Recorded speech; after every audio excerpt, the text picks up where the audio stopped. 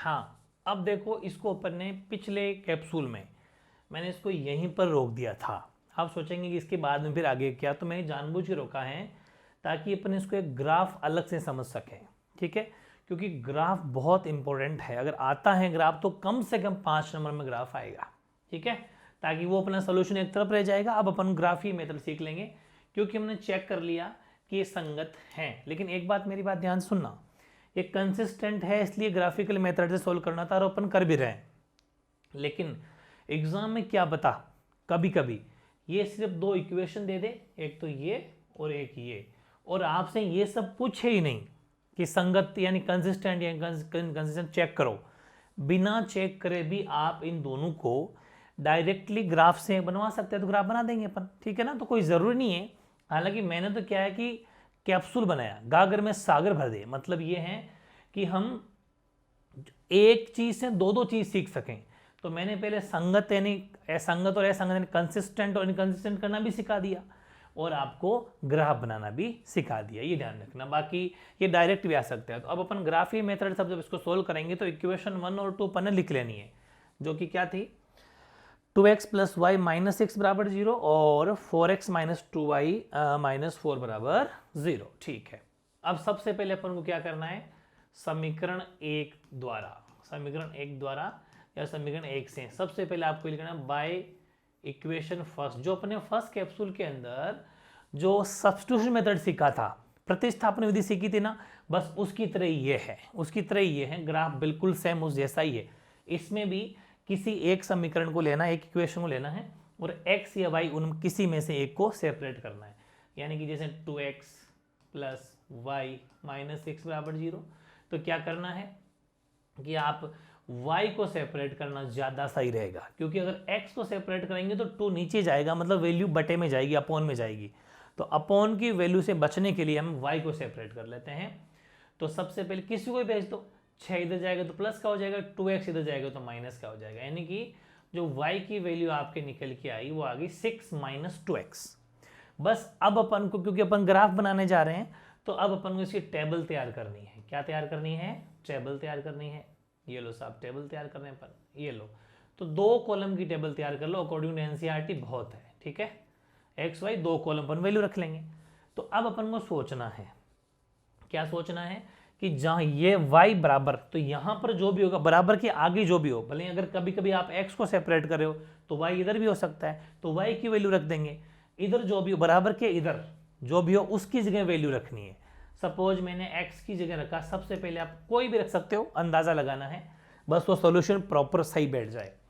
x की जगह suppose मैंने 0 रखा, अगर x की 0 रखा तो y की वैल्यू क्या आ जाएगी बताओ। x की 0 रखते ही y की वैल्यू आ जाएगी 6 - 2 × 0, यानी y की वैल्यू आ जाएगी 6 - 0। भाई 2 × 0 तो 0 होता है, तो y की वैल्यू आ गई 6। मतलब कि जब आपने x को 0 रखा इस जगह, तो y की वैल्यू आ गई 6। ऐसे ही एक बार और सोचो, क्योंकि एक कॉलम और भरना है। सपोज x की वैल्यू मैंने 2 रख ली, कोई कुछ भी रख सकते हो, कोई फर्क नहीं पड़ता। सपोज इसकी मैंने 2 रख लिया, तो 2 अगर मैंने x से रखा तो y क्या बन जाएगा, y बराबर 6 - 2 × 2, है ना। तो 6 - 4, तो y की वैल्यू आ जाएगी 2। मतलब जब अपन ने x को 2 रखा तो y भी 2 आ गया, x को 2 रखा तो y भी 2 आ गया। बस एक इक्वेशन, समीकरण 1 हमने लिया था, उसकी टेबल तैयार। ठीक, ओके। अब हमें क्या करना है, अब इक्वेशन सेकंड लेनी है, यानी कि समीकरण 2 द्वारा बाय इक्वेशन 2। ठीक, इक्वेशन सेकंड ले ली, और इक्वेशन सेकंड अपन क्या करेंगे, 4x - 2y - 4 बराबर 0। चाहो तो जैसे अपन ने इसको किया था डायरेक्ट सेपरेट कर सकते हैं, लेकिन कभी कभी एक स्टेप और सिखाता हूं कि जैसे कोई समीकरण ऐसा हो, इक्वेशन ऐसी हो कि उसमें कॉमन भी जा रहा हो, तो अपन कॉमन भी ले सकते हैं। कॉमन का मतलब जैसे इसमें भी 2 का डिवाइड जाता है, 2 का डिवाइड जाता है, 2 का डिवाइड जाता है, मतलब 2 तीनों में कॉमन है, तो 2 कॉमन ले लो। 2 कॉमन लिया तो बारी बारी भाग करना होता है। फिर 2 × 2 = 4, तो 2x, फिर 2 से 2 कट गया तो y, फिर 2 से 4, 2 × 2 = 4 बराबर 0। यानी ये 2 नीचे चला जाएगा फिर फाइनली, तो मतलब ये बन गया 2x - y - 2 बराबर 0। क्यों, क्योंकि ये 2 0 के नीचे चला गया तो वो दिखाने की जरूरत नहीं होती, वो कॉमन सेंस है। मतलब ये इक्वेशन जो आपकी थी वो ये ऐसी थी, ऐसी बन गई, ठीक है ना, क्योंकि वो दो आपके जो जीरो जीरो के साथ में नीचे जाके जीरो हो गया।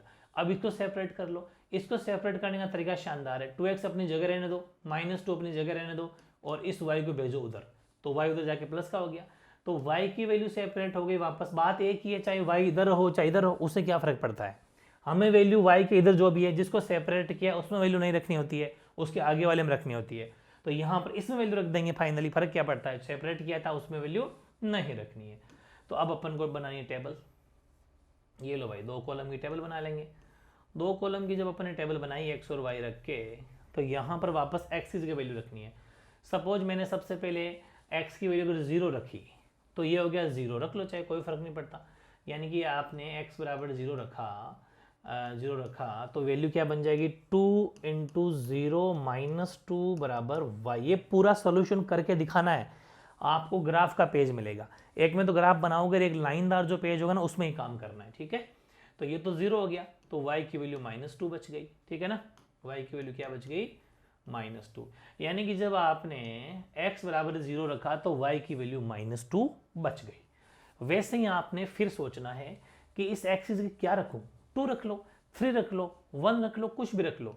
सपोज एक्सिस के 2 रखा तो 2 × 2 -2 बराबर y, तो 2 2 = 4, 4 - 2 बराबर y, तो 4 में से 2 गया तो 2 बच गया, तो y बराबर 2, ठीक है। यानी कि जब आपने x को 2 रखा तो y भी 2 आ गया। ये टेबल आपकी तैयार हो गई, ठीक है।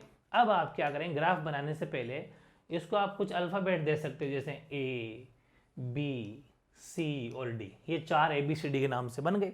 इसका अपन बना लेंगे ग्राफ। ग्राफ बनाने के पहले आपको एक बात ध्यान रखनी है, मैं फिर सिखाता हूं आपको। अपन को पहले टेबलें चेक करनी है, दोनों टेबल को, इसको और इसको देखना है। देखा तो पता चला कि इसमें तो चारों की चारों वैल्यू जो हैं वो प्लस में है, इसमें जो चारों की चारों वैल्यू प्लस में नहीं है, एक वैल्यू माइनस की भी है। आप कहेंगे सर ये ऐसा क्यों कह रहे हो आप, ऐसा इसलिए कह रहा हूं कि ग्राफ 2 तरह के बनते हैं। एक तो प्लस ग्राफ, इसे बोलते हैं प्लस, जैसे लगता है ना प्लस वाला ग्राफ। अगर वैल्यू, क्योंकि प्लस में क्या होता है कि ये वैल्यू माइनस की होती है, ये वैल्यू माइनस की होती है, लेकिन ये वैल्यू प्लस की होती है, ये वैल्यू प्लस की होती है, ग्राफ में होती नहीं होती। अगर यहां पर जो टेबल है दोनों, इसमें सारी की सारी वैल्यू अगर प्लस में है तो अपन इसका एल वाला ग्राफ भी बना सकते हैं, क्योंकि ये वैल्यू और ये वैल्यू प्लस की होती है। लेकिन अभी अपना प्लस वाला ग्राफ यही बनेगा, ये नहीं बनेगा क्योंकि इसमें वैल्यू माइनस में भी है, ठीक है ना। वेरी गुड, ये समझाने का प्रयास कर रहा था मैं आपको। तो अब हम चलते हैं ग्राफ बनाने, कौन सा, प्लस वाला ग्राफ, ठीक है। प्लस ग्राफ बनाएंगे, तो प्लस ग्राफ के लिए ये लो बना लेते हैं अपना मोटा सा प्लस। एक तो ये प्लस है और एक ये प्लस है, ठीक है। चलिए ये प्लस अपन ने बना लिया, और अपन जो है इसमें कुछ इसको नेमिंग कर देते हैं, ठीक है। नाम, नेमिंग का मतलब एक्स अक्ष और वाई अक्ष लिख देते हैं। आपको पता है कि ये एक्स अक्ष है, एक्स यही होता है क्या, नहीं, ये वाई होता है, ठीक है। यानी एक्स एक्स डैश मान लीजिए, वाई वाई डैश मान लीजिए। ये अपने 2 अक्ष हो गए, एक्स और वाई लिख दिया। यहां पर अपन को 0 0 अक्षिस होते हैं, आपको पता 0। और अब ये सब करने के बाद में, हालांकि वहां ग्राफ में आपने ये 2 लाइनें जब खींच लोगे तो ये लाइनें खींचने के बाद में आपको रुकना है, रुक के देखना है, और यहां पर लिखना है आपको स्केल। स्केल एक बार इंग्लिश मीडियम में लिखते हैं स्केल, हिंदी में होता है पैमाना। हिंदी में इसको क्या कहते हैं, पैमाना। स्केल होता है जो अपन को लिखना है, वो आपको लिखना है पहले तो एक्स अक्ष के ऊपर, on x axis, on x axis, और यानी कि हिंदी वाले लिख देंगे एक्स अक्ष के ऊपर, एक्स अक्ष पर। अब क्या लेके चल रहे हो आप, एक्स अक्ष के ऊपर सपोज आपने जो भी माना, एक्स अक्ष कौन सा, ये वाला। तो इसके लिए हम जाएंगे वापस टेबल में, और हमें देखना चाहेंगे कि हाईएस्ट वैल्यू कितनी है, 6। मतलब मुझे दोनों टेबल को देखते हुए नजर आ रहा है कि लास्ट से लास्ट बड़ी से बड़ी वैल्यू 6 है। तो अपन आराम से नंबरिंग कर देंगे 1 2 3 4 5 6। वैसे ऊपर कर दो, चाहे 1 2 3 4 5 6, ऐसे 1 2 3 4 5 6, 1 2 3 4 5 और 6। बस ये वैल्यू प्लस की आएगी, है ना, और ये वैल्यू भी आपके प्लस की आएगी। बस ये वैल्यू जो दोनों है -1, यहाँ -1, -2, -3, -4, -5 और -6, ये -1, -2, -3, -4, -5 और -6 इस तरीके से आएगी। ठीक है, ओके। अब हमें बारी बारी उसको बताना है। यहाँ पर स्केल जो मैं कह रहा था कि हमने x अक्ष पर क्या लिया, x अक्ष के ऊपर लिया हमने 1 सेंटीमीटर बराबर 1 यूनिट। इंग्लिश मीडियम में तो यूनिट लिख देंगे और हिंदी मीडियम वाले वापस इकाई लिख देंगे, 1 सेंटीमीटर। अब सोच बताऊंगा पूरी बात को समझना कि मैंने ये एक एक क्या लिखा है। ठीक है, तो बता देता हूं कि ये 1 सेंटीमीटर होता है, ये 1 सेंटीमीटर। और हमने गिनती जितनी ली, गिनती अगर मैं यहाँ पर 5 लिखता, 10 लिखता, 15 लिखता, 20 लिखता, 5 10 15 5 इस लिखता, तो मैं 1 सेंटीमीटर बराबर 5 यूनिट लिखता। मतलब ये एक चौकड़ी जो है ग्राफ की वो तो 1 सेंटीमीटर कहलाती है, और जितनी वैल्यू आप यहाँ रख रहे हो नीचे वो आपकी यूनिट यानी वो आपकी इकाई कहला रही। ठीक है ना, इस चीज का आपको जरूर ध्यान रखना है। बाकी आप पर डिपेंड करता है कि आप ग्राफ में क्या वैल्यू ले रहे हो। अगर 10 20 30 10 10 की टेबल चला रहे हो तो 10 यूनिट हो जाएगा 1 सेंटीमीटर बराबर। और अगर कभी कभी आप एक कॉलम छोड़ के भी चल रहे हो कि एक कॉलम छोड़ के, सपोज एक चौकड़ी तो यही हो गई थी, लेकिन आप एक चौकड़ी छोड़ कर रहे हो तो फिर वो 1 सेंटीमीटर की जगह 2 सेंटीमीटर हो जाएगा, 2 सेंटीमीटर हो जाएगा। ये भी आपको ध्यान रखना है। तो काफी इजी चीजें हैं जो आराम से आप कवर कर सकते हो। ठीक है, ये बताना चाह रहा था मैं आपको। ठीक है ना, तो चलिए ये अपन ने कर ली। अब हम देखते हैं, पैमाना लिख दिया अपन ने। पैमाना अभी सिर्फ x अक्ष के ऊपर लिखा है, अब लिखो y अक्ष के ऊपर। तो y अक्ष पर क्या रहेगा, on y axis, on y axis. y axis के ऊपर भी आपका पैमाना क्या रहने वाला है, सेम, 1 सेंटीमीटर बराबर 1 यूनिट, यानी 1 सेंटीमीटर बराबर 1 इकाई, ये रहने वाला है। चलिए पैमाना लिख दिया। अब हम चारों ABCD दिखाने वाले हैं। ए हमारा है 0 और 6, ए क्या है 0,6, बी सी और डी चारों लिख लेते हैं। हमेशा ध्यान रखें जो पहले लिखा हो x है, दूसरे वाला y है। b की वैल्यू 2 2, b की वैल्यू 2,2, c की वैल्यू आपके हैं 0,-2, 0,-2, और d की वैल्यू आपके पास 2 2, ये भी d की वैल्यू भी 2 2 ही है, 2,2। ठीक है, इसको मैं यहाँ दिखाना है। तो सबसे पहले हम देखते हैं a की वैल्यू। a की वैल्यू 0,6, 0 तो सबका यहीं पर होता है, तो ये x और y का 6, वो भी प्लस वाला। तो ध्यान रखें ये y अक्षित होता है ऊपर वाला, तो ये 6। सबसे पहले आपका a आ गया यहाँ पर 0,6, a वहां पर आ गया। फिर b 2,2, x का भी 2, y का भी 2, दोनों प्लस वाला। ठीक है, तो x के प्लस वाले 2 ये रहे, y के प्लस वाले 2 ये रहा। इन दोनों की सीध में, इसकी इसकी सीध में ऊपर देखो ऐसे ऐसे, इन दोनों की सीध में यहाँ। ठीक है, तो ये भी अपन को ध्यान रखना है। तो यहां मान लेते हैं राउंड फिगर में, आपका तो एग्जैक्ट आ जाएगा, मैं तो अभी अंदाजे से कर रहा हूं। ठीक है, और इसको फिर आप क्या कर देंगे, एक्सटेंड, इस थोड़ा आगे बढ़ा देंगे। ठीक है, 1 मिनट को वहां प्रॉपर लेना पड़ेगा अपन को। यह ले लिया अपन ने, ऐसा मान लो कि ये थोड़ा सा आगे एक्सटेंड कर देना। ठीक है, एकदम यूं। ठीक, तो ये हो गया आपका b, ये b हुआ, b आपने दिखा दिया 2,2। और ये कौन सा इक्वेशन है, कौन सी इक्वेशन है, पहला समीकरण है ये। तो एक काम करना, 2x + y - 6, 2x + y - 6 = 0। ये भी दिखा देना कि हमने इस वाली लाइन पर, इस वाली रेखा पर ये वाला समीकरण दिखाया है। बहुत शानदार सिस्टम बैठ जाएगा। फिर c आपका 0,-2, x का 0 लेकिन y का -2, y का -2 नीचे होता है, ये रहा, ये आपका c हो गया 0,-2। d है 2,2, d 2,2 का मतलब है x का भी 2 और y का भी 2।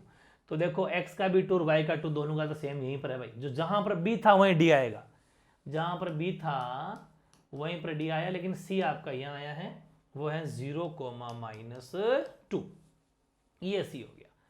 अब अपने को यहां पर भी एक लाइन ड्रॉ कर देनी है। ठीक है, ये लो, तो बिल्कुल ये लाइन आपकी ऐसे इंटरसेक्ट करेगी भाई। ठीक है, ऐसे कर जाएगी, आपकी प्रॉपर आ जाएगी। मेरे थोड़ी सी प्रॉपर नहीं आई होगी, क्योंकि आपको पता है कि यहाँ थोड़ा बहुत फर्क तो आ जाता है। ठीक है, अब इस लाइन को थोड़ी एक्सटेंड कर देना आगे, इसको थोड़ी एक्सटेंड कर देना, यहाँ तक कर देना, ठीक हो जाएगा सेट। ठीक है, चलो यहाँ तक कर दी, थोड़ी तिरछी रह गई मेरे से, आपको सीधी लेनी है एकदम, उससे कोई फर्क नहीं पड़ेगा, आपकी सीधी आ जाएगी। ठीक है ये, और इस पर आपको इक्वेशन लिख देनी है सेकंड, क्योंकि इस पर सेकंड इक्वेशन है अपनी 4x minus 2y, 4x minus 2y minus 4 बराबर 0। हमने इस पर यह समीकरण दिखाया है, प्रॉपर ग्राफ बन गया, और ग्राफ बना है प्रतिच्छेदी, दोनों लाइनें आपस में इंटरसेक्ट कर रही है। तो ग्राफ कैसा बना है, इंटरसेक्टिंग। कौन सा बना है, इंटरसेक्टिंग ग्राफ बना है, यानी कि प्रतिच्छेदी ग्राफ बना है। प्रतिच्छेदी ग्राफ कौन सा बन गया, प्रतिच्छेदी ग्राफ बन गया। तो आप नोटिस करेंगे जो मैंने आपको टेबल लिखाई थी, यहीं पर है मेरे पास टेबल, में आपको समझा भी देता हूं पूरी बात, कि जो संगत होता है, जो कंसिस्टेंस होता है, ध्यान से समझो, वो आपका प्रतिच्छेदी भी होता है। तो मैंने कहा था ना एक फॉर्मूला 3 जगह यूज होगा, तो इसका मतलब हमने पहले इसको संगत दिखाया था, कंसिस्टेंट दिखाया था, और कंसिस्टेंट दिखाने के बाद में ग्राफ भी देख लो प्रतिच्छेदी बना है, इसका मतलब हम बिल्कुल सही हैं। मतलब हमने जो भी ग्राफ तैयार किया है वो बिल्कुल सही बना है, प्रतिच्छेदी बना है। और दोनों इंटरसेक्ट कहां पर कर रहे हैं, तो आप चाहें तो ये लिख भी सकते हैं क्या, कि प्रतिच्छेदी बिंदु, प्रतिच्छेदी बिंदु, यानी जो इंटरसेक्टिंग पॉइंट है, इंटरसेक्टिंग पॉइंट, इंटरसेक्टिंग पॉइंट जो है ना आपका, वो है आपका 2,2, 2,2, मतलब x की वैल्यू 2 है और y की वैल्यू भी 2 है।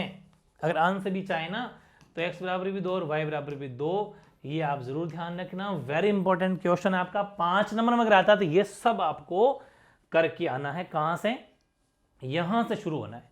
ऐसे 2 इक्वेशन दे रखी होगी आपको, हालांकि ये मैंने एक कदम और आगे चला दिया। ऐसा अगर ना भी पूछे तो, अगर ये नहीं पूछता है तो डायरेक्ट यहां से सॉल्व करना है। ये 2 इक्वेशन बना के टेबल तैयार करनी है, फिर आपको ये ग्राफ बनाना है। पैमाना, ये स्केल जरूर लिख के आना है, ये स्केल, इसके भी अलग से 1 नंबर मिलेगा, स्केल का अलग से लिख के आना है। ठीक है, ये स्केल कहाँ लिखना है, उसी जिस ग्राफ बना रहे उस पेज में लिखना है।